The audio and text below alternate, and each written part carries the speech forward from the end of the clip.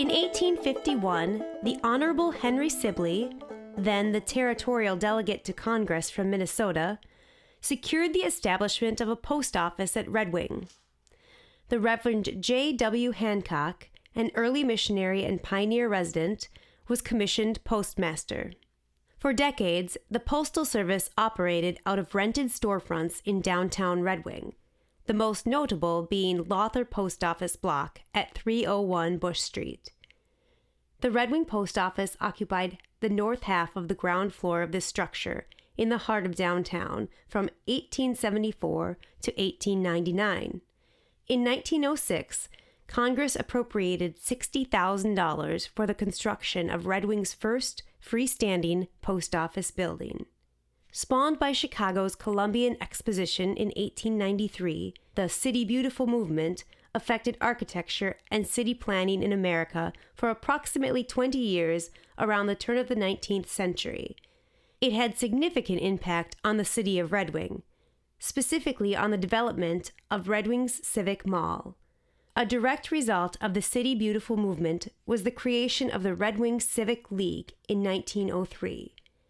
The Civic League was a major player in the beautification of Red Wing during the early 20th century. The League played a key role in the placement and design of the post office, as well as the design and construction of its neighbors in today's Red Wing Mall Historic District, including Rich Park in 1907, Levy Park in 1904, the Red Wing Depot in 1904, the former Carnegie Lawther Library in 1903, and the T.B. Sheldon Memorial Auditorium in 1904. A vacant lot stacked with firewood at the northwest corner of West Avenue and West 3rd Street was selected as the location for the new post office. A Renaissance Revival style building was chosen for the post office, and although it took several years to plan and build, it eventually opened for business in January 1910 at a final cost of $70,000. The impressive Lightstone building faces the Civic Mall and consists of 5 bays, including a central 3-bay projection with arcades and pilasters, an elevated entrance atop granite stairs, and classical detailing. A rear addition was added to the building in 1929, and an accessible ramp was added more recently. However, the primary facade remains relatively intact.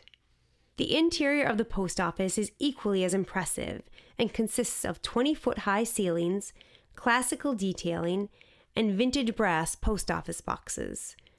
Walking into the lobby reminds one of a Norman Rockwell painting, a step back into the past, a sense of place shared by generations.